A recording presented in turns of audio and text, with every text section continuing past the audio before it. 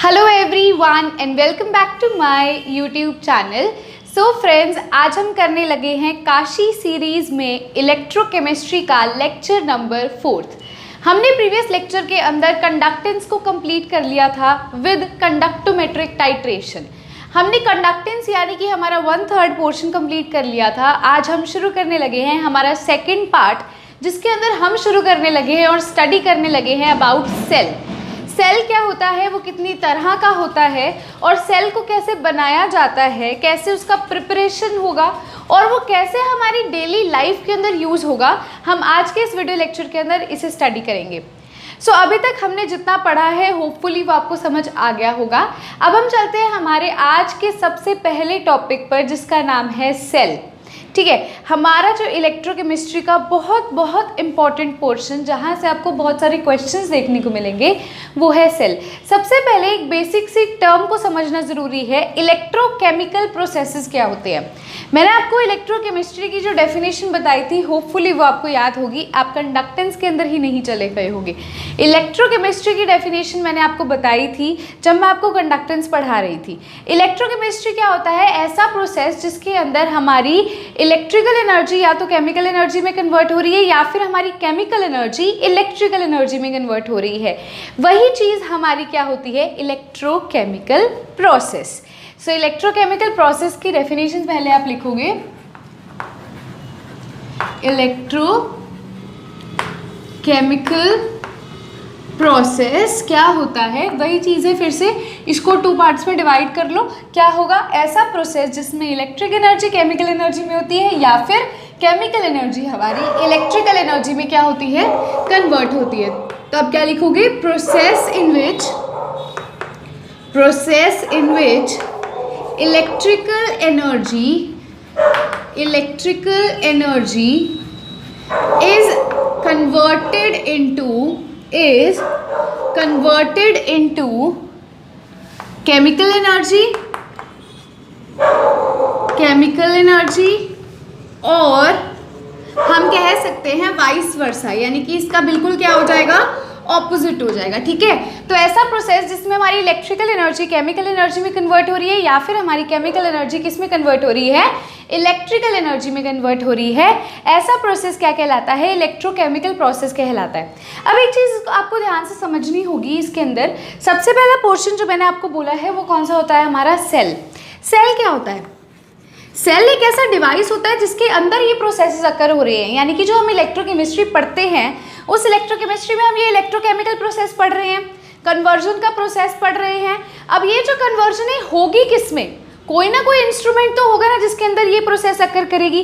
तो वो इंस्ट्रूमेंट, वो डिवाइस जिसके अंदर हमारा इलेक्ट्रोकेमिकल प्रोसेस टेक प्लेस करता है, पार्टिसिपेट करता है, वो क्या कहलाता है, हमारा सेल कहलाता है। तो सेल की डेफिनेशन क्या होगी, a device in which electrochemical processes occur। Electrochemical process अकर, एक ऐसा डिवाइस जिसके अंदर हमारे इलेक्ट्रोकेमिकल प्रोसेस अकर करते हैं, यानी कि ऐसा डिवाइस जिसके अंदर हम इलेक्ट्रिकल एनर्जी को केमिकल एनर्जी में कन्वर्ट होते हुए देखते हैं या फिर केमिकल एनर्जी को इलेक्ट्रिकल एनर्जी में कन्वर्ट होते हुए देखते हैं। अब सेल जो होता है स्टूडेंट्स, ये 2 तरह का होता है, इट इज़ ऑफ 2 टाइप्स। सबसे पहली टाइप सेल की हमारी आती है इलेक्ट्रोलाइटिक सेल, और सेकंड टाइप जो आती है वो आती है इलेक्ट्रोकेमिकल सेल भी इसको कहते हो, या फिर आप इसको कह सकते हो गैल्वेनिक सेल, या फिर क्या कह सकते हो, गैल्वेनिक सेल। तो मैंने आपको बोला कि 2 तरह के सेल आपको देखने को मिलते हैं, एक होता है इलेक्ट्रोलिटिक सेल, एक होता है हमारा इलेक्ट्रोकेमिकल या फिर गैल्वेनिक सेल। ठीक है, अब इन दोनों में अंतर क्या है, देखो हमारी डेफिनेशन से ही आप इस चीज़ को समझोगे। अंतर कहाँ आएगा, या तो इलेक्ट्रिकल केमिकल में होगी या फिर केमिकल एनर्जी किस में कन्वर्ट होगी, इलेक्ट्रिकल एनर्जी में कन्वर्ट होगी। तो इलेक्ट्रोलिटिक सेल में क्या होता है और गैल्वेनिक सेल में क्या होता है, इसका अंतर याद करने के लिए ना मैं आपको एक तरीका बताती हूँ। देखो, इसका पहले आपको मैं बताती हूँ, इलेक्ट्रोलिटिक का बताती हूँ ताकि ईजी हो जाएगा याद करना। EC इलेक्ट्रिकल से केमिकल में करना है तो इलेक्ट्रोलिटिक का यूज करेंगे। Electrical energy into chemical energy, ऐसे याद करना, ठीक है। इलेक्ट्रोलिटिक में क्या होगा, इलेक्ट्रिकल एनर्जी केमिकल एनर्जी में कन्वर्ट होगी। अब आप कहोगे मैम इलेक्ट्रोकेमिकल में भी तो ई सी, ऐसे मत लो ना, इसमें कंसीडर करके चलो सेल वाला सी, ठीक है। तो इलेक्ट्रोलिटिक के अंदर इलेक्ट्रिकल केमिकल में कन्वर्ट होगी, और गैल्वेनिक के केस में क्या होता है, या फिर जिसका दूसरा नाम क्या है इलेक्ट्रोकेमिकल, इस केस में हमारी जो केमिकल एनर्जी है is converted into electrical energy। हमारी जो ये वाली गैल्वेनिक सेल है, इस केस में हमारी केमिकल एनर्जी इलेक्ट्रिकल एनर्जी में कन्वर्ट हो रही है, लेकिन इलेक्ट्रोलिटिक के केस में हमारी इलेक्ट्रिकल एनर्जी हमारी केमिकल एनर्जी में कन्वर्ट हो रही है। सबसे पहले हम स्टूडेंट्स अब स्टडी करेंगे गैल्वेनिक सेल को। एक बहुत अच्छा एग्जाम्पल आपको देती हूँ। आप सबके घर में इन्वर्टर होगा, जब लाइट चली जाती है तो क्या होता है, आपकी जो मतलब इन्वर्टर है वो आपको इलेक्ट्रिसिटी देगा। जब लाइट चली जाती है तो लाइट, फैन, ये सब कैसे चलते हैं, वो इलेक्ट्रिसिटी जनरेट होती है इन्वर्टर के कारण, तभी होती है। अब उस इन्वर्टर के अंदर क्या प्रोसेस हो रहा है, उस इन्वर्टर के अंदर आपकी जो बेसिकली केमिकल एनर्जी है वो इलेक्ट्रिकल एनर्जी में कन्वर्ट होकर आपको इलेक्ट्रिसिटी मिलती है, ठीक है। और जब लाइट आती है तब क्या होता है, आपकी इलेक्ट्रिकल एनर्जी जो है वो केमिकल एनर्जी में कन्वर्ट होकर वो स्टोर करती है केमिकल एनर्जी को। मतलब जब भी आपकी लाइट जाएगी उस टाइम पर क्या होगा, जो आपकी केमिकल एनर्जी स्टोर्ड है, मतलब पड़ी है पहले से ही स्टोर की हुई, वो केमिकल एनर्जी इलेक्ट्रिकल एनर्जी में कन्वर्ट होकर आपको इलेक्ट्रिसिटी मिलती है। तो आपको इसका एग्जाम्पल इन्वर्टर देखने को मिलता है, ठीक है। अब हम करते हैं स्टूडेंट्स हमारा सबसे पहला सेल जो हम पढ़ने लगे हैं गैल्वेनिक सेल को इन डिटेल में। तो अभी तक मैंने आपको ये बताया भी इलेक्ट्रोकेमिकल प्रोसेस क्या होता है, एक ऐसा प्रोसेस जिसमें हम इलेक्ट्रिकल एनर्जी को केमिकल में करते हैं या फिर केमिकल को इलेक्ट्रिकल में करते हैं। अब ये प्रोसेस को अक्कर करवाने के लिए हमें एक डिवाइस की ज़रूरत थी, वो डिवाइस होता है हमारा सेल। सेल कितनी तरह का होता है, दो तरह का होता है, एक होता है इलेक्ट्रोलिटिक और एक होता है गैल्वेनिक। इलेक्ट्रोलिटिक में इलेक्ट्रिकल केमिकल में कन्वर्ट हो रही है और गैल्वेनिक में केमिकल इलेक्ट्रिकल एनर्जी में कन्वर्ट हो रही है, ठीक है। अब गैल्वेनिक सेल करते हैं हम। Galvanic cell students, galvanic cell के अंदर एक आपको चीज़ समझनी होगी, गैल्वेनिक सेल बनाना कैसे है और गैल्वेनिक सेल से रिलेटेड क्वेश्चंस किस तरह से पूछे जाते हैं। तो गैल्वेनिक सेल बनाने के लिए हम दो चैम्बर्स बनाते हैं। आई होप सो हम इसको पहले इरेज कर लें ताकि हम पूरे बोर्ड को ऑक्यूपाई कर सकें, क्योंकि अब हमें कंस्ट्रक्शन भी करनी है और उसको समझना भी है, ठीक है। टिल देन आपको जो मैंने लिखवाया ना उसको फटाफट से रिवाइज कर लो ताकि आपको वो याद ही हो जाए, बार बार आपको खोलने की ज़रूरत ही ना पड़े।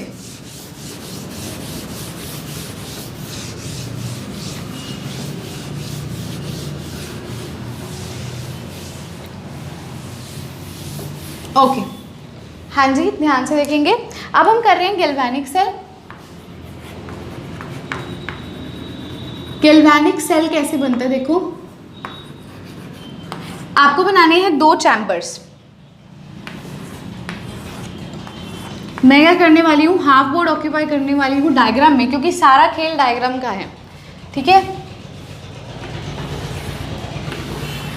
आपने भी इसको बड़ा बड़ा बनाना है ताकि आपको याद हो जाए। तो मैंने लिए दो कंपार्टमेंट्स या फिर दो चैम्बर्स आप कह सकते हो।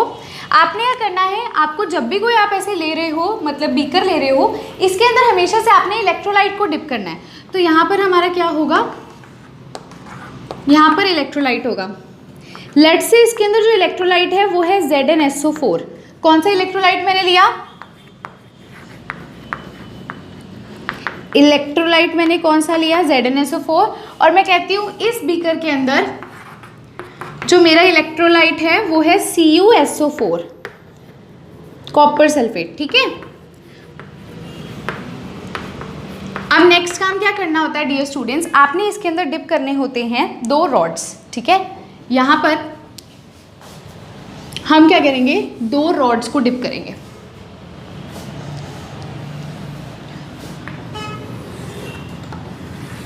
एक मेरी ये रॉड हो गई, ऐसे सिमिलरली एक ही रॉड हो गई, ठीक है। अब मैंने जौन सा इलेक्ट्रोलाइट लिया है उसी का मतलब उसी के आयन की रॉड ले लेते हैं। तो Zn की ही रॉड मैंने इसके अंदर क्या करी है, डिप करी है, क्योंकि इसके अंदर ZnSO4 सॉल्यूशन है, ठीक है। और यहाँ पर मैंने CuSO4 सॉल्यूशन लिया है, तो यहाँ पर मेरी रॉड कौन सी हो जाएगी, कॉपर की हो जाएगी, ठीक है। यहाँ लिख देते हैं गैल्वेनिक सेल हेडिंग, है ना, क्योंकि वहाँ पर तो कंस्ट्रक्शन है सारी। ओके ठीक है, पहली चीज़ होगी क्लियर, सिंपल सी चीज़ थी। अब नेक्स्ट चीज़ आपको ये समझनी होगी भी इसके अंदर होता क्या है। यहाँ पर हम एक लगाते हैं सॉल्ट ब्रिज। देखो मैं इसको किसी और कलर से शो करने की कोशिश करती हूँ। ओके सो यहाँ पर हमने क्या करना है, इन दोनों चैम्बर्स को एक सॉल्ट ब्रिज से ऐसे कनेक्ट कर देना है। ये मेरा क्या है, सॉल्ट ब्रिज। इसके अंदर भी एक इलेक्ट्रोलाइट होता है जो कि पेस्ट की फॉर्म में होता है, वो मैं बताऊंगी फर्दर। अभी हमारे लिए जो समझने की ज़रूरत है चीज़ वो हम समझेंगे। देखो मैंने क्या लिया, मैंने दो चैम्बर्स बनाए, एक में मैंने इलेक्ट्रोलाइट लिया ZnSO4 और दूसरे में मैंने इलेक्ट्रोलाइट लिया CuSO4। मैंने बोला अगर ZnSO4 ले रही हूँ तो उसके अंदर मैंने Zn की रॉड डाल दी, और अगर मैं CuSO4 ले रही हूँ तो उसके अंदर मैंने Cu की रॉड डिप कर दी। नेक्स्ट काम क्या होगा, अब आपको प्रोसेस को समझना है भी एक्चुअल में ये वर्क कैसे करता है। तो सबसे पहली चीज़ आप इसके अंदर देखो, Zn रॉड, देखो ये रॉड्स क्या होती हैं बेसिकली, यहाँ देखते हैं, मैंने ऐसे दिखाई है ना रॉड। ओके अगर मैं इस रॉड को पूरा यहाँ बनाकर देखूँ, ऐसे करके खोल के देखूँ, तो ये जो मेरी रॉड होती है ना, ये क्या होती है, न्यूट्रल होती है। न्यूट्रल का मतलब क्या होता है, बीच में इक्वल पॉजिटिव चार्ज होंगे और इक्वली हमारे नेगेटिव चार्जेस होंगे। तो न्यूट्रल रॉड है मेरी, तो यहाँ पर मैं कह सकती हूँ इक्वल पॉजिटिव चार्ज है, इक्वली नेगेटिव चार्ज है। मान लो कुछ ऐसा है, मतलब जितने पॉजिटिव हैं उतने ही नेगेटिव चार्जेस हैं, मान लो कुछ ऐसा है। अब आपका नेक्स्ट इसमें आपने चीज़ क्या समझनी है, मैंने बोला ये न्यूट्रल है रॉड, ये भी रॉड न्यूट्रल है, ये भी रॉड न्यूट्रल है, Zn की भी न्यूट्रल है और Cu की भी रॉड न्यूट्रल है। अब जब मैंने इसके अंदर डिप किया तो अब आपको क्या करना होगा, आपको क्या समझना है इस चीज़ में, आपको ये समझना है, मान लो मेरा ये जो Zn है ये ऐसा है, एटम है ना Zn, अंदर से क्या होता है, न्यूक्लियस पॉजिटिवली चार्ज, ये पहला शेल है, ये भी थोड़ा थोड़ा पॉजिटिवली चार्ज होगा। बाहर वाले शेल में क्या होते हैं, हमारे वैलेंस इलेक्ट्रॉन्स होते हैं, मतलब बाहर वाला शेल क्या है, नेगेटिव है। अब या तो ये हमारी जो रॉड है, या मैं कहूँ जो एटम है जिसमें Zn है, ये या तो अपना पॉजिटिव चार्ज देगा, ठीक है, या अपना नेगेटिव चार्ज देगा। अब आपको कोई न्यूक्लियस का चार्ज कैसे देगा, न्यूक्लियस के चार्ज की बात नहीं करी मैं, शेल में भी तो इसका पॉजिटिव चार्ज की थोड़ी बहुत वो होगी ना, इन्फ्लुएंस होगा ना पॉजिटिव चार्ज का, तो उसकी बात कर रही हूँ। या इसको अगर आपको नहीं समझना, आप इसमें से सीधा समझो, या तो वो बाहर पॉजिटिव चार्ज निकालेगा या फिर वो बाहर नेगेटिव चार्ज निकालेगा। दो पॉसिबिलिटीज होती हैं रॉड के केस में। अब Zn रॉड जो क्या करती है, Zn रॉड हमेशा से बाहर अपने पॉजिटिव चार्ज को निकालती है Zn+2 की फॉर्म में। वो रॉड क्या करती है, हमेशा बाहर Zn+2 की फॉर्म में अपने पॉजिटिव चार्ज को निकालती है ऐसे। तो अगर ये अपने बाहर पॉजिटिव चार्ज को निकाल लेगी तो क्या होगा, देखो बाहर पॉजिटिव चार्ज निकल गया तो अंदर क्या रह जाएगा, नेगेटिव चार्ज रह जाएगा, बट ऑब्वियस है अगर आप बाहर पॉजिटिव चार्ज निकाल रहे हो तो अंदर क्या रह जाएगा, नेगेटिव चार्ज रह जाएगा। तो रिएक्शन को यहाँ लिखूँ मैं, Zn मेरे थी, Zn किस फॉर्म में थी, Zn सॉलिड फॉर्म में थी क्योंकि रॉड है। अब इसने क्या किया, इसने बाहर लिबरेट किया पॉजिटिव चार्ज को, यानी कि Zn+2 को, तो अंदर क्या रह गया, अंदर इलेक्ट्रॉन्स रह जाएंगे जो कि नेगेटिव चार्ज है, जो कि क्या है, नेगेटिव चार्ज है। अब आप इस इक्वेशन को पहले बैलेंस कर लो, इधर Zn क्या है, इधर Zn जीरो ऑक्सीडेशन स्टेट में है, इधर Zn+2 ऑक्सीडेशन स्टेट में है, तो यहाँ पर हमें दो ही इलेक्ट्रॉन्स लेने पड़ेंगे ना, 2 माइनस का चार्ज और 2 प्लस का चार्ज कैंसिल हो जाएगा तो जीरो ही आ जाएगा ना, इसीलिए दो इलेक्ट्रॉन्स लिए, ठीक है। अब देखो यहाँ पर एक छोटी सी चीज़ समझने की कोशिश करोगे, मैंने पहली चीज़ तो आपको बोला इसने बाहर पॉजिटिव चार्ज निकाला तो अंदर इस पे क्या आ जाएगा, इस पे खुद पे नेगेटिव चार्ज आ जाएगा, इस पे खुद पे क्या आ जाएगा, नेगेटिव चार्ज आ जाएगा। इतनी चीज़ क्लियर है। सेकेंड चीज़ देखो, यहाँ 0 से +2 क्या हो रही है, 0 से +2 ऑक्सीडेशन स्टेट बढ़ रही है। ऑक्सीडेशन स्टेट जब बढ़ती है स्टूडेंट्स तो क्या होती है, ऑक्सीडेशन होती है जब इंक्रीज होती है। और आपको एक बात बता दूं, ऑक्सीडेशन जहां पर भी होगी वो कहलाता है एनोड। ऑक्सीडेशन जहां पर भी होगी वो क्या कहलाता है, एनोड। यानी कि ये अब हमारा क्या बन गया, एनोड। ये क्या बन गया, एनोड बन गया। देखो ध्यान से, ध्यान से समझो इस चीज़ को। मैंने क्या किया, मैंने आपको बोला अभी न्यूट्रल होती है हमारी रॉड, तो अगर ये हमेशा Zn क्या करता है, पॉजिटिव चार्ज को बाहर निकालता है, तो खुद क्या हो जाएगा, नेगेटिव। अब आप कहोगे मैम नेगेटिव है तो एनोड हो जाएगा, नहीं, जहां ऑक्सीडेशन होगी वहां एनोड होगा। ये नहीं कह सकते भी एनोड पर ऑक्सीडेशन होगी, जहां ऑक्सीडेशन होगी वहां एनोड होगा। बच्चे हमेशा ऐसे याद कर लेते हैं, ऑक्सीडेशन है मतलब कि वहां पर, मतलब एनोड है मतलब वहां ऑक्सीडेशन होनी है, कैथोड है मतलब वहां रिडक्शन होनी है। नहीं, इस चीज को ऐसे नहीं बोलते, इस चीज को बोलते हैं जहां पर भी ऑक्सीडेशन होगी वहां एनोड फॉर्म होगा। तो यहाँ ऑक्सीडेशन हो रही है तो यहाँ एनोड बन रहा है। अब इस पे क्या है, नेगेटिवली चार्ज है, इस पे क्या है, नेगेटिवली चार्ज है। ठीक है, एक और चीज यहाँ पे ऐड कर लेना, ये जो दोनों हमारे इलेक्ट्रोड्स हैं ये वाले, ये एक दूसरे से कैसे कनेक्टेड होते हैं, गैल्वेनोमीटर या वोल्टमीटर से कनेक्टेड होते हैं ऐसे। ठीक है, ठीक है, क्लियर है। पहली स्टेप आपको होपफुली यहाँ समझ आ गया होगा। अब इधर वाले में आते हैं, यहाँ पर भी क्या है, देखो Cu रॉड है, लेकिन Cu रॉड Zn रॉड की तरह काम नहीं करती। Zn तो पॉजिटिव चार्ज बाहर निकालता था, Cu हमेशा नेगेटिव चार्ज बाहर निकालती है, यानी कि इलेक्ट्रॉन्स, Cu इलेक्ट्रॉन्स को बाहर निकाल रहा है। अगर Cu इलेक्ट्रॉन्स को बाहर निकाल रहा है तो खुद कैसा हो जाएगा, पॉजिटिव हो जाएगा।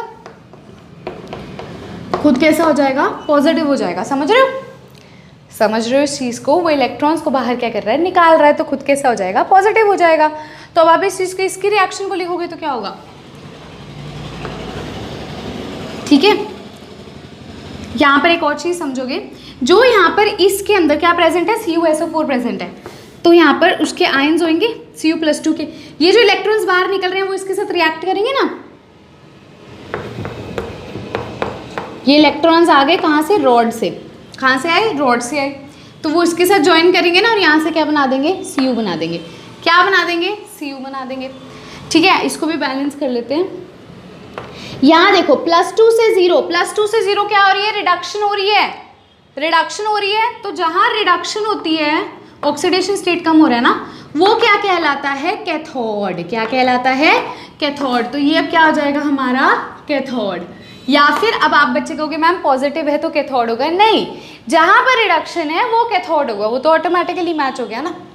जहां पर रिडक्शन होगा वो कैथोड होगा। मैंने ये कैसे लिखा, मैंने बोला ये इलेक्ट्रॉन्स लिबरेट करता है बाहर, तो ये इलेक्ट्रॉन्स इस इलेक्ट्रोलाइट, ये अंदर वाले सॉल्यूशन वाले आयंस के साथ करेगा ना। सॉल्यूशन में क्या प्रेजेंट है, Cu+2 के आयंस और SO4 ट्वाइस नेगेटिव के आयंस, तो ये Cu+2 के आयंस के साथ इलेक्ट्रॉन्स कंबाइन होकर क्या बना लेंगे, Cu बना लेंगे। ठीक है, ये एक्वस, एक्वस क्यों लिखा है, क्योंकि ये इसके अंदर वाले हैं, एक्वस मतलब जो इलेक्ट्रोलाइट वाला है, और ये क्या बना देगा यहाँ से हमारा सॉलिड। क्लियर है, पक्का क्लियर है। ठीक है, सबसे पहले वीडियो को पॉज करके इतना नोट करोगे भी, ऑक्सीडेशन कहाँ हो रही है, रिडक्शन क्या हो रही है, दोनों की रिएक्शंस। फटाफट से वीडियो को पॉज करके इसको नोट कीजिए। हाँ जी स्टूडेंट्स, तो अभी मैंने आप सबको ये बताया था भी एनोड कैसे बना, मतलब एनोड पर ऑक्सीडेशन हो रही है ना, और हमने देखा भी जहाँ पर रिडक्शन है वो कैथोड कहलाएगा, राइट। अब एक चीज़ और यहाँ पे, अगर आप थोड़ा सा अपना दिमाग लगाओ, आप थोड़ा सा ये चेक करो भी पॉजिटिव चार्ज ज़्यादा कहाँ हो रहा है और नेगेटिव ज़्यादा कहाँ हो रहा है, प्लस पॉजिटिव चार्ज कम कहाँ हो रहा है और नेगेटिव चार्ज कम कहाँ हो रहा है। उससे हमारे बहुत क्वेश्चंस में थोड़े से चेंजेस आ जाएंगे। देखो यहाँ पर आपको इतना समझ आ गया है भी पॉजिटिव चार्ज जो Zn है वो लिबरेट करता है, तो उस पर नेगेटिव आता है। सिमिलरली Cu क्या करता है, इलेक्ट्रॉन्स लिबरेट करता है, यानी कि नेगेटिव चार्ज लिबरेट करता है और खुद पे पॉजिटिव लेके आता है। अब नेक्स्ट चीज जो यहाँ समझने वाली है वो ये है भी अगर पॉजिटिव सारा निकाल दूं मैं, Zn ने सारा पॉजिटिव निकाल दिया, तो बहुत ज्यादा नेगेटिव चार्ज आपको देखने को मिलेगा इस पे। पहले स्पीशीज क्या थी, न्यूट्रल थी, मतलब जितने पॉजिटिव थे उतने ही नेगेटिव थे, है ना, तो कोई चार्ज नहीं था। न्यूट्रल का मतलब क्या होता है, इक्वल पॉजिटिव होना, इक्वली नेगेटिव होना। जब पॉजिटिव सारे निकल गए तो क्या रह जाएगा, सिर्फ नेगेटिव। अब वो इतने ज़्यादा नेगेटिव हो जाएंगे, एक छोटी सी चीज़ सोच के देखो, बचपन से पढ़ते आ रहे हैं कि पॉजिटिव और नेगेटिव एक दूसरे को अट्रैक्ट करते हैं, खींचते हैं अपनी तरफ। तो मैंने बोला भी जब सारा पॉजिटिव निकल गया तो इतना सारा नेगेटिव है, वो कुछ पॉजिटिव को तो अपनी तरफ खींचेगा ना भी, तो बाहर मत निकल। ये नेगेटिव जो है ये इतना ज़्यादा इस पे एक्यूमुलेट हो जाएगा, इकट्ठा हो जाएगा, अभी ये इस पॉजिटिव को कहेगा नहीं नहीं अब बाहर नहीं निकलना, क्योंकि अब मेरी फोर्स ऑफ अट्रैक्शन ज़्यादा हो गई है। समझ रहे हो? पहले 2 पॉजिटिव आयंस निकले, मान लो यहाँ से 2 पॉजिटिव बाहर निकल गए सॉल्यूशन में, कोई दिक्कत नहीं, इतनी फोर्स ऑफ अट्रैक्शन कितनी मैटर करती है ना, कोई दिक्कत नहीं है। और 2 निकल गए, और 2 निकल गए, जब इतने सारे निकल गए तो अंदर इतना ज़्यादा नेगेटिव चार्ज हो गया भी उसने फोर्स ऑफ अट्रैक्शन जनरेट करना शुरू कर दिया इस पॉजिटिव पे भी, भाई तू बाहर नहीं निकलेगा, ये इसको रोकेगा। अगर स्टूडेंट्स ये इसको रोकेगा तो क्या हुआ, तो ये तो इसको अंदर जाने नहीं देगा। मतलब हमें क्या करना पड़ेगा, इस नेगेटिव चार्ज को कम करना पड़ेगा जो कि बहुत ज़्यादा एक्यूमुलेट हो गया है। तो क्या होता है, ये जो नेगेटिव चार्ज यहाँ बहुत ज़्यादा एक्यूमुलेट हो रहा होता है, ये इलेक्ट्रॉन की फॉर्म में इस वायर के थ्रू, ऐसे इस वायर के थ्रू कहाँ चला जाता है, यहाँ चला जाता है, यहाँ आ जाता है। अब ठीक है, इतनी चीज़ क्लियर हुई ना भी, यहाँ नेगेटिव बहुत ज़्यादा हो गया था इसलिए उसको कम करना पड़ेगा, वरना वो Zn+2 लिबरेट नहीं करेगा। ठीक है, अब यहाँ पर आ जाओ, कॉपर के केस में भी कुछ ऐसे देखने को मिलता है। हमने यहाँ पर ये बोला है आपको भी ये इलेक्ट्रॉन्स निकालता है, इतनी चीज़ क्लियर है, इलेक्ट्रॉन्स निकालता है। अरे इतने ज़्यादा नेगेटिव चार्ज निकाल देगा तो खुद पे इतना ज़्यादा पॉजिटिव चार्ज हो जाएगा। अब इतना ज़्यादा पॉजिटिव चार्ज हो जाएगा तो ये इस नेगेटिव को खींचेगा भी, मैं तेरे को जाने नहीं दूंगा क्योंकि मेरी भी तो फोर्स ऑफ अट्रैक्शन है। ठीक है, अभी इसको खींचने की कोशिश करेगा फोर्स ऑफ अट्रैक्शन के कारण, लेकिन क्या होता है, इसके पॉजिटिव को कम करने के लिए अब क्या हुआ, जो इलेक्ट्रॉन्स यहाँ से आ रहे थे वो इसको मिल जाएंगे, वो इसको मिल जाएंगे और इसका क्या होगा, पॉजिटिव चार्ज कम हो जाएगा, हो जाएगा। मतलब ये दोनों चीज़ें क्या हो गई, बैलेंस हो गई। और ये चीज़ें कहाँ बैलेंस हुई, ये आउटर सर्किट में बैलेंस हुई। आउटर सर्किट का मतलब क्या होता है, बाहर वाला सर्किट। तो ये बाहर वाले सर्किट में क्या हो गई हमारा जो चार्ज है वो क्या हो गया, बैलेंस हो गया। ध्यान से समझो, हमारा चार्ज क्या है, वो बैलेंस हो गया।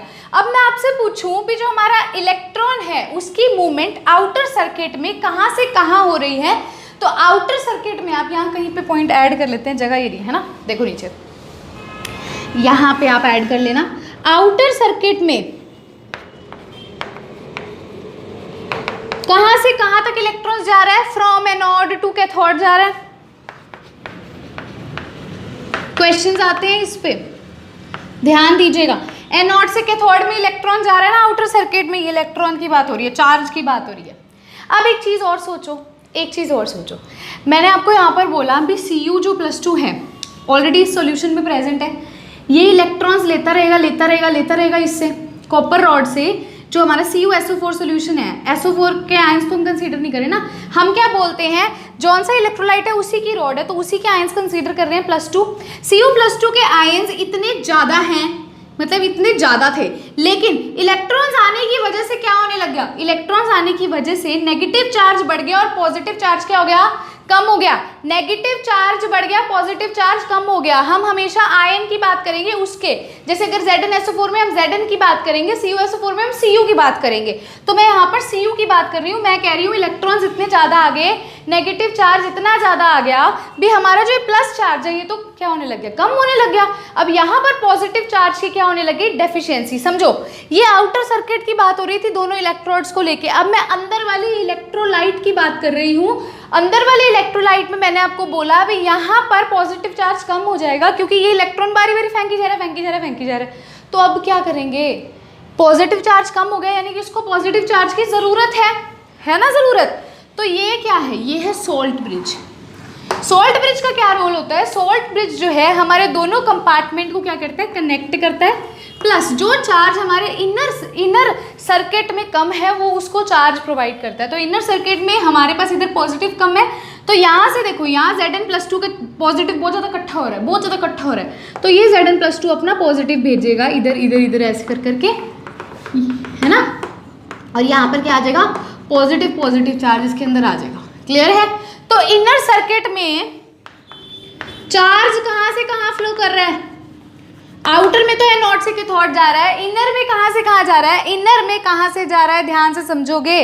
अब यहाँ पर हम अगर इलेक्ट्रॉन की बात करते हैं, देखो इसको भी तो नेगेटिव की जरूरत होगी, तो इलेक्ट्रॉन यहाँ से आ जाएगा, इलेक्ट्रॉन की मूवमेंट यहाँ से होगी। अगर मैं इलेक्ट्रॉन की मूवमेंट बात करूँ तो कैथोड टू एनोड है, इनर सर्किट में इलेक्ट्रॉन की मूवमेंट कैथोड टू एनोड है।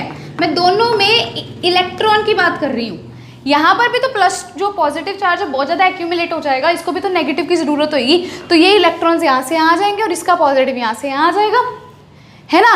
तो आउटर सर्किट में इलेक्ट्रॉन की मूवमेंट एनोड से कैथोड है और इनर सर्किट में इलेक्ट्रॉन की मूवमेंट कहाँ से कहाँ है, कैथोड से एनोड है। तो सॉल्ट ब्रिज पे अभी हम और डिस्कशन करते हैं। इतना तो क्लियर हो गया, चार्जेस दोनों में क्लियर हो गए, आउटर में भी कंप्लीट हो गया, इनर में भी कंप्लीट हो गया। ठीक है, सबसे पहले वीडियो को पॉज करके इसको नोट करो, फटाफट से नोट करो, इसको स्टार लगा के लिखो, यहाँ से क्वेश्चन आते हैं। वीडियो को पॉज करके पहले इसको नोट करके लिखेंगे। हाँ जी स्टूडेंट्स, तो अब मैं आपको बता दूं, सॉल्ट ब्रिज के अंदर आप लिख लेना यहाँ पर कौन सा इलेक्ट्रोलाइट होता है, NH4Cl और KNO3 होता है। ठीक है, ये आ गया, हम इन डिटेल पढ़ेंगे। तो अब हमने गैल्वेनिक सेल के बारे में पढ़ लिया। This is complete discussion of galvanic cell, जिसके अंदर हमने क्या पढ़ा है, गैल्वेनिक सेल का हमने कंस्ट्रक्शन पढ़ा है, इसके अंदर चार्जेस के बारे में पढ़ा है, भी कहाँ से कहाँ क्या चार्ज ट्रांसफर हो रहा है। ठीक है, हमारा किस तरह से प्रोसेस अकर कर रहा है। सो बहुत सिंपल सा था, अगर आपको समझ आ गया होगा तो बहुत ईजी है। पहले ऑक्सीडेशन रिडक्शन देखनी है, आपने देखना है ऑक्सीडेशन नंबर कहाँ बढ़ रहा है, कहाँ कम हो रहा है। सो बहुत सिंपल सी चीज़ थी। अब हम करने लगे सेल की रिप्रेजेंटेशन। उसके बाद हम पता क्या करेंगे, सॉल्ट ब्रिज पे डिस्कशन करेंगे और ये जो इलेक्ट्रोड्स हैं यानी कि एनोड और कैथोड है, इन पे डिस्कशन करेंगे। भी टाइप्स ऑफ इलेक्ट्रोड्स, हम इलेक्ट्रोड्स की भी टाइप्स पढ़ेंगे, 4 तरह की टाइप्स हैं। तो ये आपको होपफुली समझ आ गया होगा। मैं इसको इरेज करने वाली हूँ और आपको करवाने लगी हूँ सेल की रिप्रेजेंटेशन। अब आपने सेल तो बनाना सीख लिया, सेल की कंस्ट्रक्शन सीख ली, लेकिन पेपर में क्वेश्चन में आपको बड़े अजीब ढंग से लिखा जाता है। जैसे मान लो आपको दे दिया Zn का दे दिया, तो Zn फिर एक लाइन लगेगी, फिर Zn+2। बच्चे कंफ्यूज हो जाते हैं, अभी कहाँ से कहाँ, एनोड को कैसे रिप्रेजेंट कर रहे हैं, कैथोड को कैसे रिप्रेजेंट कर रहे हैं, एक हाफ सेल को कैसे रिप्रेजेंट कर रहे हैं। तो हम सारे की सारी रिप्रेजेंटेशन समझेंगे। भी अब ये जो मैंने प्रोसेस अकर करवाया, अगर मेरे को इसको 2 लाइनों में लिखना हो तो मैं कैसे लिखूंगी, भी ऐसा सेल बनेगा। ठीक है, तो हम वो समझेंगे। तो फटाफट से आपने 2 मिनट लगाने हैं, जो मैंने अभी आपको करवाया है उसको फटाफट से रिवाइज कर लो, बिना रिवीजन के आगे मत बढ़ना, भूल जाओगे। अगर आपको अभी भी किसी टॉपिक में कन्फ्यूजन आ रही है, इसी वाले में रिवाइंड करो, वीडियो को दोबारा से सुनो, एक बार रिवाइंड करो, 2 बार रिवाइंड करो, समझ आ जाएगा। स्लो स्पीड पे देख लो, अगर आपको लगता है फास्ट है। स्पीड का ऑप्शन आपको यूट्यूब पे मिलता ही है, साइड पे 3 बटन होते हैं ना। ठीक है, अब देखो हम करने लगे हैं सेल की रिप्रेजेंटेशन। उससे पहले एक छोटी सी डिस्कशन कर लेते हैं। गैल्वेनिक सेल को ना एक और नाम दिया जाता है, रिवर्सिबल प्रोसेस। ये वैसे मैं आपको अभी एक्सप्लेन कर चुकी हूँ स्टार्टिंग में। मैंने आपको बोला था गैल्वेनिक सेल का मतलब होता है हमने केमिकल एनर्जी को इलेक्ट्रिकल एनर्जी में कन्वर्ट करना। यानी कि जब आपका इन्वर्टर है, देखो अब मैंने आपको बोला रिवर्सिबल प्रोसेस है। रिवर्सिबल का मतलब क्या है, केमिकल एनर्जी इलेक्ट्रिकल में कन्वर्ट हो रही है और इलेक्ट्रिकल फिर से वापस से केमिकल में कन्वर्ट हो रही है। This is reversible. भी जैसे केमिकल है, भी जैसे केमिकल एनर्जी है, तो ये अगर इलेक्ट्रिकल में कन्वर्ट हो रही है तो ये वापस से केमिकल में भी कन्वर्ट हो रही है, इस प्रकार से। ठीक है, अब आपको यहाँ पे देखो क्या चीज़ बोली जाती है। मैंने ऐसा किस चीज़ में बोला था, इन्वर्टर के केस में बोला था। लाइट चली जाती है तो हम क्या करते हैं, हमारी जो केमिकल एनर्जी स्टोर्ड होती है वो इलेक्ट्रिकल में कन्वर्ट होकर हमें इलेक्ट्रिसिटी देती है। जैसे ही लाइट आती है वो इलेक्ट्रिकल एनर्जी फिर से केमिकल एनर्जी में कन्वर्ट होकर स्टोर हो जाती है, ताकि कल को लाइट चली जाए तो हम इलेक्ट्रिसिटी दे सकें। सो ये एक तरह का क्या है, रिवर्सिबल प्रोसेस भी है हमारा गैल्वेनिक सेल। ठीक है, तो इसको नाम भी हमने दे दिया, B it is a kind of reversible process. अब हम करने लगे हैं हमारे सेल की रिप्रेजेंटेशन।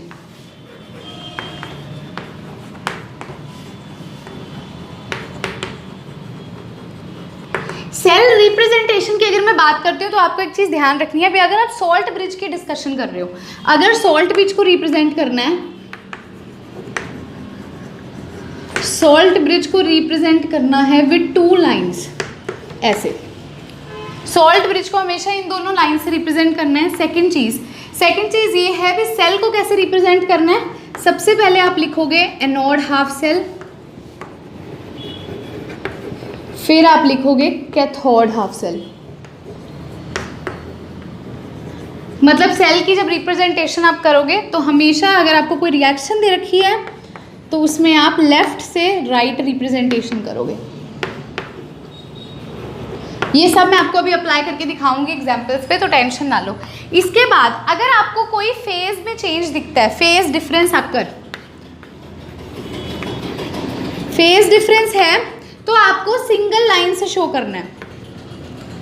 और अगर फेज डिफरेंस का मतलब क्या है, मान लो सॉलिड से वो एक्वस में चेंज हो रहा है तो आपको ऐसे लिखना है। अगर मान लो फेज डिफरेंस नहीं है नहीं है तो आपको सिंगल कॉमा से, मतलब अपोस्ट्रॉफी से, सॉरी अपोस्ट्रॉफी नहीं, कॉमा से रिप्रेजेंट करना है। फेज डिफरेंस नहीं है का क्या मतलब हुआ? तो वो एक्वस से एक्वस में ही कन्वर्ट हो रहा है। जी स्टूडेंट्स, तो अब एग्जाम्पल लेते हैं। एक चीज़ और, यहाँ पे डबल लाइन आएगी, ठीक है। हाँ जी, देखो अब एग्जाम्पल बहुत अच्छा लेते हैं। अभी हमने देख दी एक रिएक्शन जहाँ पर हमारा जो Zn है वो किस में कन्वर्ट हो रहा है? Zn+2 और 2 इलेक्ट्रॉन्स में। ये एक्वस था क्योंकि ये उसमें इलेक्ट्रोलाइट में जा रहा था। अब देखो लेफ्ट से राइट, लेफ्ट से राइट लिखेंगे सबसे पहले। देखो कोई भी रिएक्शन है तो लेफ्ट से राइट लिखना है, ठीक है। और अगर कोई फेज डिफरेंस है, यहाँ सॉलिड है यहाँ एक्वस है, मतलब फेज में डिफरेंस आ गया तो सिंगल लाइन से रिप्रेजेंट करो। देखो अभी ऐसे Zn लिखो, पहले पैर में उसका फेज लिखो सॉलिड। अब फेज डिफरेंस है तो सिंगल लाइन से पहले लेफ्ट वाला लिखा ना, अब राइट वाला लिखो Zn+2। कौन से फेज में है ये? एक्वस में, तो ब्रैकेट में लिखोगे एक्वस लिखोगे। पहली रिप्रेजेंटेशन क्लियर है? पक्का क्लियर है? अब एक और चीज़ यहाँ पे समझो, ये क्या है? इसकी ऑक्सीडेशन स्टेट 0, इसकी कितनी है? +2। क्या हो रहा है यहाँ से? यहाँ ऑक्सीडेशन स्टेट बढ़ रही है, यानी कि ऑक्सीडेशन हो रही है। ऑक्सीडेशन होती है तो कौन सा होता है? वो एनोड होता है। तो मतलब ये क्या है? हमारा एनोड है। ये क्या है? हमारा एनोड हाफ सेल, ऐसे लिख दो। अब आगे चलो, आगे चलो, नेक्स्ट देखो।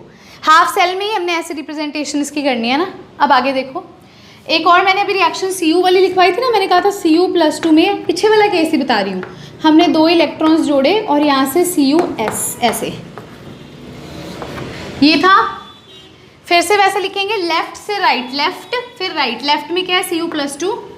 कौन सी स्टेट में है? एक्वस। इलेक्ट्रॉन्स नहीं मेंशन करने। लेफ्ट टू राइट में हाफ सेल रिप्रेजेंटेशन है, हाफ सेल की कर रहे हो ना, आधे आधे की, अलग अलग रिएक्शंस की कर रहे हो ना, एनोड की अलग, कैथोड की अलग, इसलिए हाफ सेल है ये। तो इसमें 1 सिंगल लाइन आएगी। फिर राइट में क्या है? Cu, जो कि सॉलिड में है। अब ये देखो यहाँ से +2 से 0 क्या, और ये रिडक्शन, ऑक्सीडेशन नंबर डिक्रीज हो रहा है, तो रिडक्शन कहाँ होती है? कैथोड पे। क्लियर है? तो ये हो गया एनोड का, ये हो गया कैथोड का। क्लियर है? अब कंप्लीट सेल की जो हमने बनाया था उसकी रिप्रेजेंटेशन कैसे करेंगे? एनोड हाफ सेल, फिर डबल लाइन, फिर cathode half cell. Anode half cell पे क्या है?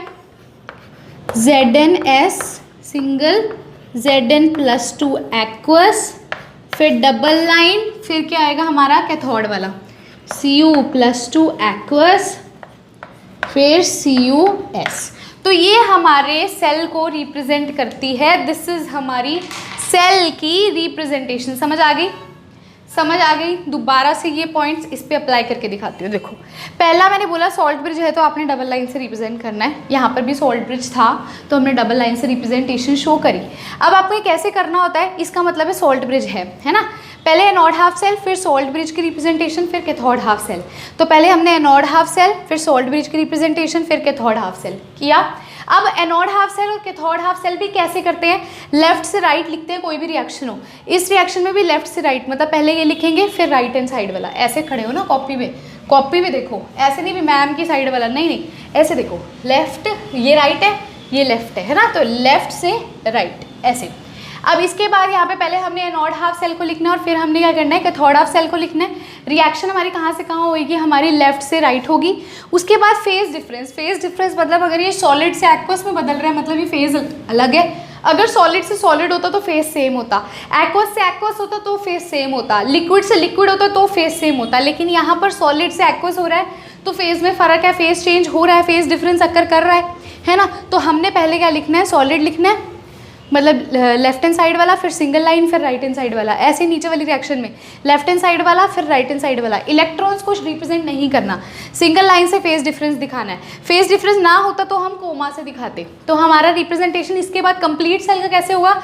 आपने जो एनोड हाफ सेल लिखा है उसको इधर लिखो, फिर सॉल्ट ब्रिज की रिप्रेजेंटेशन, फिर कैथोड। पहले एनोड वाला जो हमने लिखा है, एनोड वाला हमने कैसे पहचाना भी एनोड है? हमने देखा भी यहाँ पर ऑक्सीडेशन हो रही है, 0 ऑक्सीडेशन स्टेट से +2 ऑक्सीडेशन स्टेट। बच्चों जब कुछ भी ना लिखा हो ना तो उसको 0 ऑक्सीडेशन स्टेट मानते हैं, ठीक है। ये हम +1 में रिडॉक्स में पढ़ते हैं, नहीं पढ़ा टेंशन वाली बात नहीं है, सिंपल बता दिया मैंने भी। अगर कुछ भी नहीं दे रखा तो 0 लगा दो। तो 0 से +2 हो रहा है यानी कि ऑक्सीडेशन नंबर बढ़ रहा है, ऑक्सीडेशन नंबर बढ़ रहा है यानी कि ऑक्सीडेशन हो रही है, यानी कि कहाँ पर? अब जहाँ पर ऑक्सीडेशन होती है उसे क्या कहते हैं? एनोड कहते हैं। तो ये एनोड हाफ सेल की रिप्रेजेंटेशन होगी। अब कैथोड के केस में क्या है? +2 से 0 हो रहा है यानी कि कम हो रहा है ऑक्सीडेशन नंबर, कम हो रहा है तो मतलब रिडक्शन हो रही है, रिडक्शन जहाँ पर होती है वो क्या होता है, कैथोड होता है, तो ये कैथोड हो गया। तो पहले एनोड को लिखो फिर कैथोड को लिखो। तो ये होती है हमारी सेल की रिप्रेजेंटेशन। और भी बहुत सारे एग्जाम्पल्स लेते हैं, मज़ा आएगा करने में, ठीक है। फटाफट से पहले वीडियो को पॉज करके इसको नोट करो। अब मैं 2 एग्जाम्पल्स यहाँ लिखने वाली हूँ और उसकी हम सेल की रिप्रेजेंटेशन करेंगे। हाँ जी स्टूडेंट्स, तो आइए एक ना जो ये वाला एग्जाम्पल है हाफ सेल का ही है, मैंने आपको ये सेम फेज वाला दिया है, तो देखते हैं इसको कैसे करना है। सबसे पहले इसको करते हैं। देखो इसमें क्या है, Fe+2 से एक्वस से वो किस में कन्वर्ट हो रहा है, Fe+3, वो भी एक्वस स्टेट में, और एक इलेक्ट्रॉन निकल रहा है। अब देखो ये हाफ सेल है, इसकी रिप्रेजेंटेशन देखो, +2 से +3 हो रही है ऑक्सीडेशन स्टेट, मतलब ऑक्सीडेशन नंबर क्या हो रहा है, बढ़ रहा है। बढ़ रहा है तो क्या होता है, ऑक्सीडेशन। ऑक्सीडेशन जहां पर हो तो वो क्या होता है, एनोड। क्या होता है, एनोड, है ना। मतलब हम एनोड हाफ सेल को रिप्रेजेंट कर रहे हैं।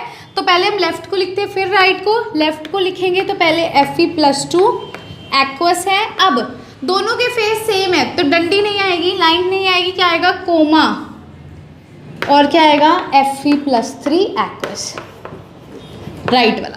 अब ये इस तरह से होगा, समझ रहे हो, पता चल गया कैसे करना है ये वाला। अब ये करते हैं, ये देखो complete reaction they the paper में, ऐसे कंप्लीट रिएक्शन देंगे और कहेंगे सेल की रिप्रेजेंटेशन करो, ठीक है। सेकंड वाला केस देखते हैं। सेकंड वाले केस में क्या कहता है, Fe सॉलिड है प्लस Ag एक्वस है, ये किस में कन्वर्ट हो रहा है, Ag सॉलिड में, और किस में कन्वर्ट हो रहा है, Fe+2 एक्वस में। तो देखो पहले हम फाइंड आउट करेंगे एनोड कौन सा है, कैथोड कौन सा है, ठीक है। Fe 0 से किस में हो रही है, +2 में। ऑक्सीडेशन नंबर बढ़ रहा है, बढ़ रहा है तो क्या हो रही है, ऑक्सीडेशन। ऑक्सीडेशन जहां पर होती है वो हमारा क्या होता है, एनोड। तो पहले हम एनोड हाफ सेल को रिप्रेजेंट करते हैं। लेफ्ट से राइट जाएंगे, लेफ्ट पे क्या है, Fe सॉलिड में है, राइट में क्या है, एक्वस में है। फेज डिफरेंस आ गया इसीलिए सिंगल डंडी। तो ये हमारा किसका है, एनोड का। ऐसे ही हम देखते हैं कैथोड के लिए। तो देखो Ag 0 से कहाँ जा रहा है, मैंने लगता है कोई गड़बड़ कर दी क्वेश्चन में।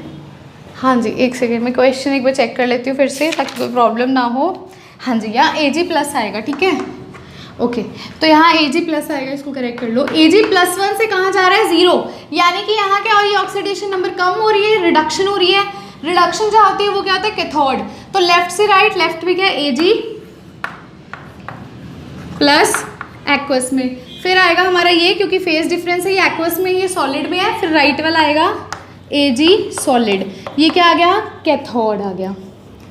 कंप्लीट रिप्रेजेंटेशन करनी हो तो पहले एनोड को लिखेंगे फिर कैथोड को। एनोड में क्या है हमारे पास, Fe सॉलिड, फिर Fe+2 एक्वस, फिर सॉल्ट ब्रिज लगाएंगे, और फिर कैथोड Ag प्लस एक्वस, और फिर सिंगल डंडी Ag सॉलिड। तो ये हमारी क्या हो गई, कंप्लीट सेल की रिप्रेजेंटेशन हो गई। क्लियर है, एनोड कैथोड करके, पक्का क्लियर है। अब आपके लिए ये क्या, कमेंट सेक्शन वाला काम। आपने ये वाला जो है कमेंट सेक्शन के अंदर with your name and your city name, city name या स्टेट नेम, जो आपको जो इजी लगे आप लिख सकते हो। विद योर नेम और सिटी नेम आपने इसका आंसर लिखना है कमेंट सेक्शन के अंदर। अभी तक हम DPP CPP ये सब कर रहे हैं, लेकिन ये कुछ नया है, मज़ा आएगा। देखते हैं कितने स्टूडेंट्स हैं, आप ये देखना भी कितने स्टूडेंट्स आपकी तरह क्वेश्चन को कैसे अटेम्प्ट करते हैं। मैं इसका आंसर जो है वो आपको DPP के अंदर करवाऊंगी। किसके अंदर, DPP के अंदर। पहला क्वेश्चन ही आपको ये दे दूंगी, तो हम उसके अंदर इसका आंसर डिस्कस करेंगे। लेकिन ये कमेंट सेक्शन का काम है, तो कमेंट सेक्शन में ज़रूर कमेंट कीजिएगा अपने नेम और सिटी के साथ, ठीक है। आंसर DPP में मिल जाएगा। तो वीडियो को पॉज करके इसको नोट करो। अब हमने सीख लिया है गैल्वेनिक सेल की रिप्रेजेंटेशन, मतलब उसकी कंस्ट्रक्शन, फिर सेल की रिप्रेजेंटेशन जो हमने लिया था उसकी भी मैंने करके दिखा दी, और कुछ और एग्जांपल्स की भी करके दिखा दी। अब हम करने लगे हैं सेल के रिएक्शंस के बारे में, यानी कि रिएक्शंस जब हम सेल की लिखते हैं तो यहाँ पर कुछ चीज़ों को नोट करना होता है। अब हम उसको स्टडी करेंगे। उससे पहले वीडियो को पॉज करके आप इसको क्या करोगे, नोट डाउन करोगे। हाँ जी स्टूडेंट्स, तो देखो अब सेल के रिएक्शन में कुछ पॉइंट्स पहले यहाँ लिख देते हैं। देखो आपको लिखनी है, सबसे पहला स्टेप है एनोड की रिएक्शन कंप्लीट, जो एनोड पे होती है, यानी कि आपको पूरी ऑक्सीडेशन लिखनी है। फिर आपको कैथोड की रिएक्शन लिखनी है, यानी कि पूरी रिडक्शन रिएक्शन लिखनी है। थर्ड काम आप लोग को क्या करना होता है क्वेश्चन में, क्वेश्चन को बैलेंस करना होता है। जो दोनों इक्वेशंस हैं उनको इंडिविजुअली बैलेंस करो और फिर उन दोनों को एक दूसरे से रिलेट करके बैलेंस करो। आपने बैलेंस करते हुए क्या चीज़ नोट करनी होती है, बी टोटल ऑक्सीडाइज्ड इलेक्ट्रॉन्स किसके इक्वल होने चाहिए, टोटल रिड्यूस्ड इलेक्ट्रॉन्स के। यानी ऑक्सीडेशन वाले इलेक्ट्रॉन्स और जो रिडक्शन वाले इलेक्ट्रॉन्स हैं वो दोनों इक्वल होने चाहिए। तो आइए देखते हैं मैं क्या चीज़ कह रही हूँ। देखो हमें यहाँ पे उन्होंने पहले लिखा हुआ है 2 रिएक्शन दे रखी है, हमें आइडेंटिफाई करनी है एनोड की कौन सी है और कैथोड की कौन सी है, मतलब एनोड वाली कौन सी कैथोड वाली कौन सी है। यहाँ ऑक्सीडेशन नंबर 0 है, यहाँ +2 है, तो 0 से +2 क्या होता है, ऑक्सीडेशन नंबर का बढ़ना। ऑक्सीडेशन नंबर बढ़ना मतलब क्या हो रही है, ऑक्सीडेशन। तो यहाँ ऑक्सीडेशन जो होती है एनोड की रिएक्शन। तो पहले आप लिखोगे एनोड रिएक्शन, पहला स्टेप यही करना है ना। तो Zn सॉलिड से Zn+2 एक्वस, और साथ में आपको ये दे रखा है, ठीक है, इसको लिखो। सेकेंड स्टेप आपका है कैथोड की रिएक्शन, तो ऑब्वियसली दूसरी रिएक्शन कौन सी होगी, कैथोड की होगी, उसको लिख लो aqueous gives Ag solid. Clear है। अब नेक्स्ट स्टेप देखो क्या करना है, इसके अंदर आपको उनको बैलेंस करना है। पहले अलग अलग बैलेंस करो। यहाँ Zn कितने हैं, Zn पे चार्जेस 0, चार्जेस देखो इधर चार्जेस 0, इधर कितना है +2 और -1, +2 -1 ही हुआ ना, +2 -1 कितना हुआ +1, और वहाँ कितना है 0, दोनों तरफ इक्वल करना है। इसमें मैं क्या ऐड करूँ, ये 0 हो जाए, इसमें अगर मैं -1 एक और ऐड कर दूंगी तो 0 हो जाएगा, मतलब एक और इलेक्ट्रॉन ऐड करूँ, मतलब 2 इलेक्ट्रॉन्स लिख दूँ। अब देखो चार्ज इसका 0, इसका कितना +2, इसको इरेज करते हैं, इसका कितना है +2 और -2 यानी कि 0, दोनों तरफ बैलेंस हो गया। ऐसे इसको देखो -1 +1 ये 0 हो गया, यहाँ तो 0 था, ये बैलेंस है, इंडिविजुअल बैलेंस हो गया। अब एक चीज स्टूडेंट्स मैंने यहाँ लिखा है total oxidised electrons is equals to total reducible electrons, मतलब दोनों में जो इलेक्ट्रॉन्स है ना सेम होने चाहिए। यहाँ 1 है, यहाँ 2 है, इसको 2 बनाना पड़ेगा, मतलब इस पूरी रिएक्शन को आपको किससे मल्टीप्लाई करना पड़ेगा, 2 से मल्टीप्लाई करना पड़ेगा। क्यों करना पड़ेगा, क्योंकि पहले तो इंडिविजुअली बैलेंस कर दिया, नेक्स्ट स्टेप में आपने दोनों के इलेक्ट्रॉन्स को भी इक्वल करना है। तो यहाँ क्या आ जाएगा 2 electrons plus 2 Ag positive gives 2 Ag। अब अगर मैं बोलूँ कंप्लीट रिएक्शन लिखो तो इनको ऐड कर दो, ऐड कर दो, ऐड करोगे क्या आएगा Zn सॉलिड प्लस, और तो कुछ नहीं है इस तरफ, इसमें क्या है 2 electrons plus 2 Ag positive gives क्या देगा Zn+2 प्लस 2 इलेक्ट्रॉन्स और इधर से +2 Ag। अब जो कटता है काट दो, 2 से 2 इलेक्ट्रॉन्स कट गए, फाइनल इक्वेशन क्या आएगी, यहाँ लिख दूँ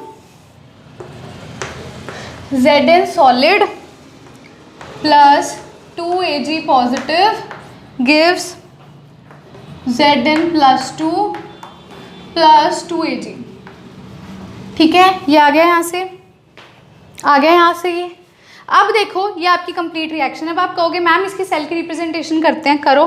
देखो सबसे पहले आपने ये एनोड की लिखते हैं, तो लेफ्ट से राइट गए, फिर कैथोड की लिखते हैं,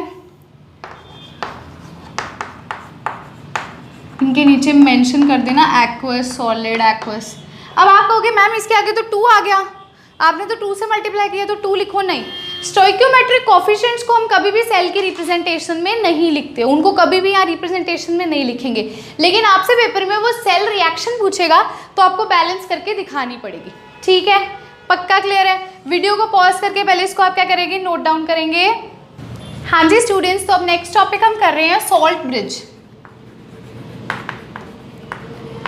सॉल्ट ब्रिज की अगर मैं बात करती हूँ आपसे, तो सॉल्ट ब्रिज में हमने अभी पढ़ा था, अभी वो क्या होता है, एक ऐसा ट्यूब लाइक स्ट्रक्चर होता है, बेसिकली ये उल्टा यू शेप होता है, हमने जो ऐसे बनाया ना ये ऐसे होता है। ठीक है, सो इट इज़ जैसे आप inverted you tube like structure, ये वाला, इस यू को उल्टा कर दो तो ऐसी तरह का स्ट्रक्चर होता है, जो क्या करता है कनेक्ट करता है। ये समझने वाली चीज़ें तो मैं डिक्टेट ही करती हूँ।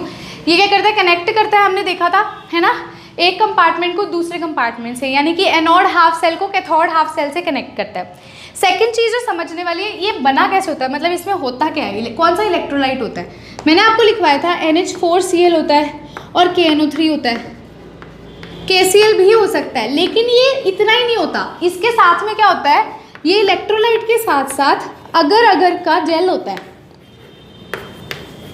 ये दोनों मिलके एक पेस्ट बनाते हैं इलेक्ट्रोलाइट की।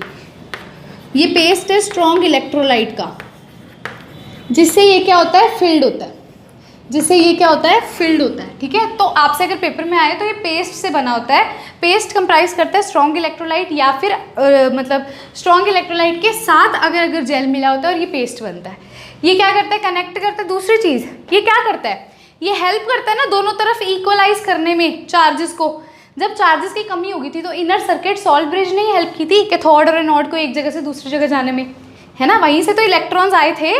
ठीक है, तो रिवाइंड करके देख लो, वहीं से इलेक्ट्रॉन्स आए थे सॉल्ट ब्रिज से कनेक्ट होके। तो ये क्या करता है, चार्जेस को भी इक्वलाइज करता है। अब आप कहोगे मैम आपको क्या ज़रूरत है, अभी क्या लोड है अभी सॉल्ट ब्रिज लगाने की, सिंपल एक ही कंपार्टमेंट में क्यों नहीं डाला सारा कुछ, एक ही में एनोड डाल दो, एक ही में कैथोड डाल दो, दो कंपार्टमेंट ही क्यों बनाए, सॉल्ट ब्रिज ही क्यों बनाया, दिक्कत ही नहीं थी, एक ही बना दो, उसमें सेमी परमेबल मेम्ब्रेन लगा देना। ऐसा नहीं है। देखो अगर मैं एक ही कंपार्टमेंट बना देती हूँ ना तो उसमें लिक्विड जंक्शन पोटेंशियल, यानी कि जो दोनों लिक्विड्स के पोटेंशियल है ना, जो हम वोल्ट मीटर से कैलकुलेट करते हैं, उसकी वैल्यू एग्जैक्ट नहीं आएगी। तो अगर उसकी वैल्यू एग्जैक्ट नहीं आएगी तो फिर हम कैसे करेंगे, सॉल्ट ब्रिज उस वैल्यू को एक्यूरेट लाने में हेल्प करता है। इस वजह से हम सॉल्ट ब्रिज का इस्तेमाल करते हैं। ठीक है, सो ये हमारा था सॉल्ट ब्रिज के बारे में माय डियर स्टूडेंट्स। एक चीज़ और है सॉल्ट ब्रिज में भी, जितने आयंस पॉजिटिव वाले एक चैम्बर से दूसरे में जाते हैं उतने ही नेगेटिव एक चैम्बर से दूसरे चैम्बर में जाते हैं। तो इसकी ये आयनिक मोबिलिटी को भी, आयनिक मोबिलिटी मतलब कितने एक जगह से दूसरी जगह जा रहे हैं, उसको भी बैलेंस करके रखता है। ठीक है, सो यहीं पर हमारा ये वीडियो लेक्चर हम फिनिश करते हैं। अब हम करने लगे हैं हमारा सीपीपी क्लास प्रैक्टिस प्रॉब्लम। उससे पहले एक बार डिस्कस कर लेते हैं हमने आज के इस लेक्चर में किया क्या है। हमने आज के इस लेक्चर के अंदर बहुत ही इंटरेस्टिंग टॉपिक पढ़े। सबसे पहला टॉपिक पढ़ा इलेक्ट्रोकेमिकल प्रोसेस, ऐसा प्रोसेस जिसमें केमिकल एनर्जी इलेक्ट्रिकल में कन्वर्ट होगी या फिर इलेक्ट्रिकल केमिकल में कन्वर्ट होगी। फिर हमने पढ़ा सेल के बारे में भी। सेल क्या होता है, ऐसा डिवाइस जिसके अंदर ये प्रोसेस अकर करता है। सेल कितनी तरह का होता है, दो तरह का होता है, इलेक्ट्रोलिटिक होता है और इलेक्ट्रोकेमिकल होता है। हमने इलेक्ट्रोकेमिकल पढ़ा है यानी कि गैल्वेनिक के बारे में पढ़ा। सेल का हमने कंस्ट्रक्शन करी सबसे पहले, है ना। कंस्ट्रक्शन के बाद हमने रिप्रेजेंटेशन करी सेल की। फिर हमने सेल रिएक्शन को पढ़ा और अब हमने सॉल्ट ब्रिज के बारे में पढ़ा। ठीक है, तो अब हम चलते हैं सीपीपी पे, फटाफट से क्वेश्चंस प्रैक्टिस करते हैं जो भी आज हमने डिस्कस किया है हमारे इस लेक्चर के अंदर। और एक और चीज़, डीपीपी जो है आपका, जो घर के लिए होमवर्क है डेली प्रैक्टिस प्रॉब्लम, उसका लिंक आपको डिस्क्रिप्शन में मिल जाएगा, तो वो क्वेश्चन ज़रूर सॉल्व कर लीजिएगा और इसका वीडियो सोल्यूशन भी आपको जल्द ही मिलेगा। Thank you so much dear students. अब मिलते हैं हम सीपीपी के अंदर। हाँ जी स्टूडेंट्स, तो ये है सीपीपी लेक्चर नंबर 4 की। सीपीपी यानी कि क्लास प्रैक्टिस प्रॉब्लम, जो कि हम क्लास में करते हैं। फिलहाल मैंने आपको 2-3 क्वेश्चंस अभी आपको सेल रिप्रेजेंटेशन के करवाए हैं, तो कुछ वैसे ही क्वेश्चंस हम इसके अंदर क्या करने वाले हैं, सॉल्व करने वाले हैं और हमारे कंसेप्ट को और क्लियर करेंगे। ठीक है, अब स्टूडेंट्स आपको एक डीपीपी है जिसका मतलब होता है डेली प्रैक्टिस प्रॉब्लम, जो कि आपका होमवर्क होता है। आप उसको भी डिस्क्रिप्शन से डाउनलोड कर सकते हो, उसमें भी कुछ क्वेश्चंस हैं तो आप उसको भी सॉल्व कर सकते हो। अब सीपीपी सॉल्व करने से पहले मेरी रिकमेंडेशन है आप पहले खुद से सॉल्व करो, फिर मेरे से मैच करो। ठीक है, तो एक बार क्विक रिव्यू ले लेते हैं हमने अभी तक जो पढ़ा है, ताकि हमारे जो कंसेप्ट है, जो हम चीजें अप्लाई करने वाले हैं, वो हमें समझ आ जाए। तो मेन चीजें क्या है, देखो सेल आपने पढ़ लिया है, सेल क्या होता है, इलेक्ट्रोकेमिकल प्रोसेस क्या होता है। क्वेश्चंस यहाँ पे राइज करते हैं ऑक्सीडेशन पे, रिडक्शन पे। ऑक्सीडेशन क्या होता है, रिडक्शन क्या होता है। ऑक्सीडेशन कैसे चेक करते हैं, ऑक्सीडेशन चेक करते हैं जब आपका ऑक्सीडेशन नंबर बढ़ता है, और जब आपका ऑक्सीडेशन नंबर डिक्रीज होता है तो वो रिडक्शन है। ऑक्सीडेशन जहां पर होगी वो कहलाएगा एनोड, और जहां पर हमारी रिडक्शन होगी वो कहलाएगा कैथोड। इसके अलावा आपको क्वेश्चंस जो देखने को मिलते हैं वो सेल रिप्रेजेंटेशन से देखने को मिलते हैं। कहां से, सेल रिप्रेजेंटेशन से। अब सेल की यदि मैं रिप्रेजेंटेशन करती हूं तो मैंने आपको पहला बताया था, अभी सॉल्ट ब्रिज अगर आपको कहीं देखने को मिले, कहीं पर भी आपको सॉल्ट ब्रिज देखने को मिले, तो आपने ऐसे 2 लाइन से रिप्रेजेंट करना है। सेकेंड चीज, हमेशा लेफ्ट से आपने राइट की तरफ बढ़ना है। कोई भी रिएक्शन है आपने लेफ्ट से कहां बढ़ना है, राइट की तरफ बढ़ना है। स्टूडेंट्स, तो मैंने आपको बता दिया लेफ्ट से राइट जाएंगे अगर कोई भी केमिकल रिएक्शन है। उसके बाद आपको क्या देखना होता है, आप जब भी लिखते हो किसी भी सेल की रिप्रेजेंटेशन, तो पहले आपने एनोड हाफ सेल लिखना है, फिर आपने सॉल्ट ब्रिज बनाना है, फिर आपने कैथोड हाफ सेल लिखना है। ठीक है, राइट। इसके बाद जब भी कोई हाफ सेल की रिप्रेजेंटेशन है, अगर उसमें फेज का डिफरेंस है, फेज डिफरेंस का मतलब क्या है, सॉलिड से एक्वस है, या सॉलिड से लिक्विड है, या लिक्विड से सॉलिड है, मतलब कोई अलग अलग फेजेस हैं, तो आपने सिंगल लाइन से रिप्रेजेंट करना है। और अगर फेज का डिफरेंस नहीं है, यानी कि सॉलिड से सॉलिड ही है, लिक्विड से लिक्विड ही है, तो वहां पर आपको कोमा से उसे रिप्रेजेंट करना है। ठीक है, ये था क्विक रिव्यू। अब चलते हैं पहले क्वेश्चन की तरफ। देखो 1 सेकेंड। हाँ, पहला क्वेश्चन आता है, following reactions are taking place in the galvanic cell. कुछ रिएक्शंस है जो गैल्वेनिक सेल के अंदर टेक्स प्लेस कर रही हैं, जैसे कि हम कहते हैं Zn से Zn+2 बन रहा है। देखो लाइक दिस, Zn से Zn+2 बन रहा है और 2 इलेक्ट्रॉन्स लिबरेट हो रहे हैं, राइट। ऐसे ही Ag+ से इलेक्ट्रॉन हम जोड़ते हैं और वो Ag भी लिबरेट हो रहा है। सो यहां पर आप एक चीज को नोटिस करोगे, आपको पता चलेगा, यहां पर आप देखिएगा Zn जो है वो 0 से +2 हो रहा है, यानी कि ऑक्सीडेशन नंबर आप देखोगे तो ऑक्सीडेशन नंबर बढ़ रहा है। ऑक्सीडेशन नंबर बढ़ने का मतलब क्या होता है, ऑक्सीडेशन हो रही है। ऑक्सीडेशन कहाँ होती है, एनोड पे, ये तो बताया ही है। यानी कि यहाँ ये जो हमारा होने वाला है, ये क्या होने वाला है, एनोड हाफ सेल रिएक्शन है। और नीचे वाली कौन सी है, कैथोड की। क्यों, क्योंकि +1 से 0 हो रहा है, सो नीचे वाली कैथोड वाली है। अब रिप्रेजेंट कैसे करना है, पहले एनोड वाली को करते हैं, तो लेफ्ट से राइट लिखते हैं। लेफ्ट पे क्या है, Zn, सॉलिड में होता है ना। राइट पे क्या, एक लाइन लगाएंगे। जब हाफ सेल की रिप्रेजेंटेशन है तो सिंगल लाइन, क्या है राइट पे, Zn+2। अब डबल लाइन सॉल्ट ब्रिज की, ये हमारी क्या है, एनोड वाली रिएक्शन। अब कैथोड वाली लिखेंगे यहाँ, तो पहले लेफ्ट को लिखो Ag+, फिर राइट को लिखो Ag। मैच करते हैं कौन सा ऑप्शन है, आइए देखो। पहला है Zns, हाँ जी, फिर Zn एक्वस +2, हाँ जी। देखो +2 है तो एक्वस ही होता है, यहाँ पर ये +1 है तो एक्वस है, आयन की फॉर्म में ना। और ये सिंपल है, कोई चार्ज नहीं है तो सॉलिड है। तो हमारा ऑप्शन ए ही क्या हो जाएगा, करेक्ट हो जाएगा स्टूडेंट्स। पक्का क्लियर है, सिंपल सी चीज थी। चाहे तो इसको आप पहले अलग अलग करके लिख लो, अगर आपको ऐसे कंफ्यूजन होती है ना डायरेक्ट लिखने में, पता क्या करो, देखो पहले एनोड वाली लिख लो। एनोड वाली क्या है, Zn+2। ऐसे ही कैथोड वाली लिख लो, Ag+Ag। अब इन दोनों को कंबाइन करके लिखना तो आप ऐसे लिखोगे, ये कौन सी है हमारी, एनोड वाली है, और ये कौन सी है हमारी, कैथोड वाली है। होपफुली आपको ये क्लियर हो चुका होगा। अब चलते हैं सेकंड क्वेश्चन पे। देखो सेकंड क्वेश्चन है, फॉर द गैल्वेनिक सेल। एक गैल्वेनिक सेल आपको दे रखा है फिर से, देखो उसने कहा है Cu+2, फिर डबल लाइन है Ag+Ag। यहां वो कहता है कौन सी ऑब्जर्वेशन करेक्ट नहीं है, तो आप पहले लिख लो, ये कौन सा होता है हमारा, ये है हमारा एनोड हाफ सेल, हमेशा ये लेफ्ट हैंड साइड पे लिखते हैं। और ये कौन सा हमारा होगा, कैथोड पे, तो ये हमारा कैथोड हाफ सेल है। अब देखो पहला ऑप्शन है Cu एक्ट एज एनोड और Ag act as cathode. Cu act as anode और Ag एक्ट एज कैथोड, ये बिल्कुल सही है, सही है, ये तो आपको दिख ही रहा है। Ag electrode loses mass and Cu electron gain mass, ये बिल्कुल गलत है। ये वाला हमारा आंसर क्या हो जाएगा, बी ऑप्शन करेक्ट हो जाएगा, क्योंकि उसने कहा कौन सी ऑब्जर्वेशन करेक्ट नहीं है। जो Cu इलेक्ट्रोड है ना वो लूज करती है मास को और Ag गेन करता है। इसका रीजन मैं आपको नेक्स्ट क्लास के अंदर विद एक्सप्लेनेशन आपको बताऊंगी। फिलहाल के लिए आप नोट कर लो, ये एक पॉइंट हमारा अभी कंसीडर होगा जब हम इलेक्ट्रोड्स के बारे में पढ़ेंगे ना नेक्स्ट लेक्चर में, तो उसके अंदर आपको मैं करवाऊंगी। ठीक है, सी ऑप्शन पे चेक कर लो, रिएक्शन एनोड पे, हाँ जी, तो एनोड पे यही हो रही है, Cu से Cu+2 बन रहा है। ठीक है, और copper is more reactive than silver, ये तो बिल्कुल करेक्ट है ही। ठीक है, सो ये था हमारा क्वेश्चन नंबर 2। अब देखते हैं क्वेश्चन 3 क्या है। देखो सिंपल से क्वेश्चन है, सेल की रिप्रेजेंटेशन। अब यही आपको आती नहीं तो आप लिख नहीं पाओगे, रिप्रेजेंट कर ही नहीं पाओगे, है ना। अब आता है question 3, which of the following reaction is possible at anode. Anode पे कौन सी रिएक्शन होगी, तो आपको पता है ऑक्सीडेशन हमेशा एनोड पे होती है। अब ऑक्सीडेशन का मतलब क्या होता है, ऑक्सीडेशन नंबर बढ़ना। यहां पर किन में से ऑक्सीडेशन नंबर बढ़ेगा, देखो पहला ही ले लेते हैं हम, 2Cr+3 plus 7H2O gives Cr2O72 negative plus 14H positive। यहाँ पर Cr+3 से किस स्टेट में जा रहा है, यहाँ निकालनी पड़ेगी, तो जिसकी निकालते हैं उसको x लेते हैं। कितने Cr है, 2 है तो 2x, प्लस ऑक्सीजन की कितनी होती है, -2 होती है। कितने ऑक्सीजन है, 7, और टोटल चार्ज कितना है, -2। तो ये क्या होगा, 2x - 14 is equals to -2, 2x is equals to 12x is equals to +6। ये है जो बेसिक चीज मैं निकालना सिखा रही हूँ, ये रिडॉक्स रिएक्शन के अंदर हमने सीखी है। अगर किसी को नहीं निकालना आता ना ऑक्सीडेशन नंबर, तो मेरी वीडियो सर्च कर लेना, oxidation number redox reaction by Shaurya Grover YouTube पे आ जाएगी, वहां पे आपको बहुत क्वेश्चंस करवाए हैं। तो यहाँ +3 से +6 हो रहा है, मतलब ऑक्सीडेशन नंबर बढ़ रहा है, तो हमारा आंसर पहला ही करेक्ट हो जाएगा, आगे जाने की जरूरत ही नहीं है। ठीक है, अब चलते हैं क्वेश्चन नंबर 4 की तरफ। देखो क्या है, salt bridge is represented by, salt bridge को हम किससे रिप्रेजेंट करते हैं, ये तो अभी बता के हटी हूँ, डबल लाइन से। तो ऑप्शन बी हमारा क्या हो जाएगा, करेक्ट हो जाएगा। सिंपल सा क्वेश्चन था।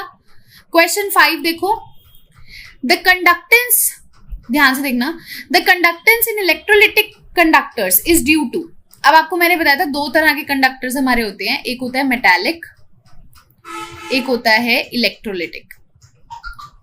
जो मेटालिक वाला होता है उसमें फ्री इलेक्ट्रॉन्स की मूवमेंट होती है, और इलेक्ट्रोलिटिक वाले में आयंस की मूवमेंट होती है। तो अब देखो पहला ऑप्शन है आइदर मूवमेंट ऑफ इलेक्ट्रॉन्स या आयन, मतलब कि या तो इलेक्ट्रॉन्स होंगे या आयन होंगे। The flow of free mobile electrons, या फिर है मूवमेंट ऑफ आयंस, या फिर है नन ऑफ द अबव। तो हमने अभी देखा इलेक्ट्रोलिटिक में किसका होता है, आयंस का मूवमेंट। तो ऑप्शन नंबर 3 क्या हो जाएगा हमारा, करेक्ट हो जाएगा। ठीक है डियर स्टूडेंट्स, तो यहीं पर हमारा जो ये वीडियो लेक्चर है फिनिश होता है। मेन इस वीडियो लेक्चर के अंदर हमने समझना था सेल रिप्रेजेंटेशन के बारे में, वो हमने क्लियर कर लिया। तो आप घर पे भी क्वेश्चंस करोगे जो डीपीपी के मैंने आपको दिए हैं। इसी से हमारा जो लेक्चर नंबर 4 है वो फिनिश होता है। नेक्स्ट लेक्चर में हम मिलेंगे नए टॉपिक के साथ। अगर आज का लेक्चर अच्छा लगा है तो लाइक करना है, और हाँ, मैंने आपको एक क्वेश्चन दिया था जिसका आंसर आपने कमेंट सेक्शन के अंदर कमेंट करना है। सेल रिप्रेजेंटेशन का एक क्वेश्चन है, तो उसको जरूर कीजिएगा, डीपीपी के अंदर उसका सॉल्यूशन आपको मिलेगा। लेकिन अपना जरूर कमेंट लीव कीजिएगा, क्योंकि मैं सबके कमेंट देखूंगी, मुझे पता तो चले भी कितने बच्चों को कितना समझ आ रहा है। तो अपनी सिटी नेम के साथ और अपने नेम के साथ आप आंसर अपना कमेंट सेक्शन के अंदर जरूर लिखिएगा। शेयर कीजिएगा अपने फ्रेंड्स के साथ। चैनल को सब्सक्राइब नहीं किया तो सब्सक्राइब कीजिए, ताकि आप मेरे कंटेंट के साथ अपडेटेड रहें। Thank you so much dear students, have a good day.